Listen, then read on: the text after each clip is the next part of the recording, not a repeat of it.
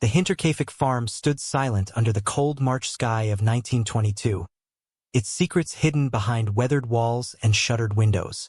For days, smoke had ceased to rise from the chimney, and the cattle's mournful lowing echoed unanswered across the fields.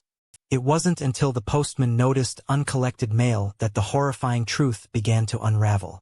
As neighbors cautiously approached the farmstead, an overwhelming sense of dread settled over them like a shroud. The door creaked open, revealing a scene that would haunt Bavaria for generations to come.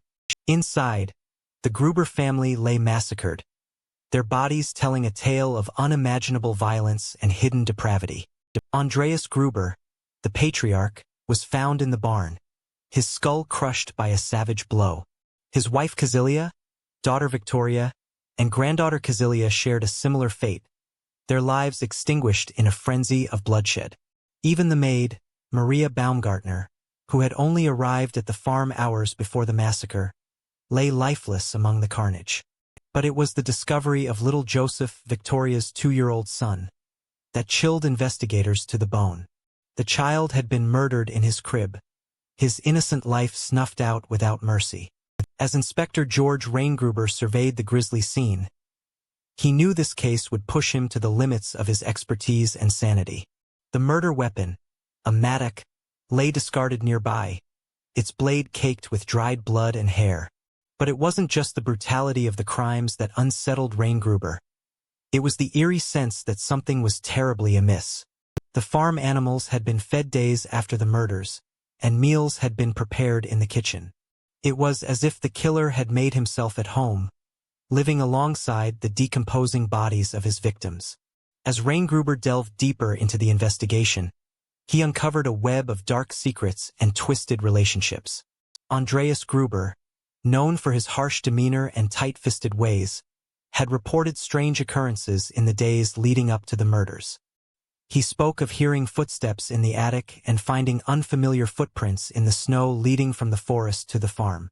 But instead of alerting authorities, the old man had kept these disturbing events to himself, a decision that would prove fatal. As Reingruber pieced together the family's history, he uncovered a shocking revelation that sent ripples through the community.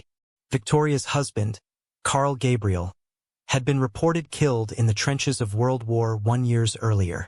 Yet rumors persisted that he had been seen lurking near the farm in the weeks before the massacre. Could the supposedly dead man have returned, driven mad by the horrors of war, to exact revenge on his family? But the twists in the case were far from over. As Reingruber dug deeper, he uncovered a dark secret that shook him to his core. Little Joseph, the murdered toddler, was not Karl Gabriel's son as everyone had believed. DNA tests revealed a truth almost too horrifying to contemplate. Andreas Gruber was both the boy's grandfather and father. The revelation of incest cast a sinister shadow over the already gruesome case, suggesting motives of shame, guilt, and twisted desire. As the investigation progressed, more unsettling details emerged, each more disturbing than the last. The farm's dog had been found tied up in the stable, unharmed but clearly distressed. This suggested that the killer was someone familiar to the animal, someone it didn't perceive as a threat. Neighbors reported seeing smoke rising from the chimney days after the estimated time of the murders. The killer had not only lived in the house with his victims but had used their supplies, eaten their food, and slept in their beds. This chilling detail spoke of a level of depravity that haunted even the most seasoned investigators. As Reingruber pursued every lead, he found himself drawn into a maze of conflicting evidence and baffling clues. The murder weapon, the mattock, belonged to the Grubers, but its placement suggested it had been carefully positioned after the killings. Was this a sign of remorse, or a calculated attempt to mislead investigators? The position of the bodies, too, raised troubling questions. They had been carefully arranged, almost ritualistically. This level of care contrasted sharply with the brutal violence of the murders themselves. As the case gained notoriety, theories began to swirl. Some spoke of vengeful spirits, others of secret societies and occult rituals. But Reingruber remained focused on the hard evidence, convinced that the truth lay in the tangled relationships of the Gruber family. He interviewed former farmhands, delved into local gossip, and scrutinized every aspect of the Grubers' lives. One name kept surfacing: Lorenz Schlittenbauer, a neighbor who had been one of the first to discover the bodies. Schlittenbauer had once been romantically involved with Victoria and had even claimed to be Joseph's father. His behavior at the crime scene had been oddly composed, almost familiar, as if he knew what to expect. But as Gruber pursued this lead, he found himself blocked at every turn. Schlittenbauer had powerful allies in the community. The investigation took a toll on Gruber. He began to see shadows where there were none, to doubt his own instincts. The case consumed him, seeping into his dreams and poisoning his waking hours. As months turned into years, the Hinterkaifeck murders remained unsolved, a dark stain on Bavaria's conscience. The farm itself became a place of morbid fascination, drawing thrill-seekers and amateur sleuths from across Europe.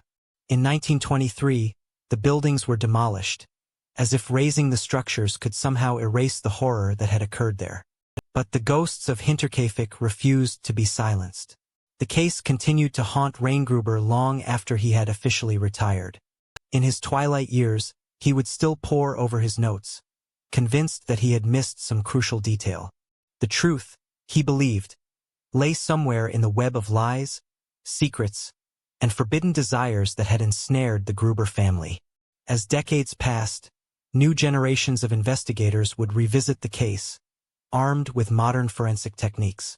But the Hinterkaifeck murders stubbornly refused to yield their secrets. The case became a symbol of the limits of human understanding, a reminder that some evils defy explanation. To this day, the ghosts of Andreas, Casilia, Victoria, and little Joseph are said to wander the fields where Hinterkaifeck once stood, their restless spirits a testament to the unresolved nature of their brutal end. And somewhere, perhaps, the killer still walks free, carrying the burden of his unspeakable crimes. The Hinterkaifeck murders remain a chilling reminder that sometimes the most horrifying monsters are not strangers, but those closest to us, hiding behind masks of normalcy, waiting for the right moment to reveal their true, terrifying nature.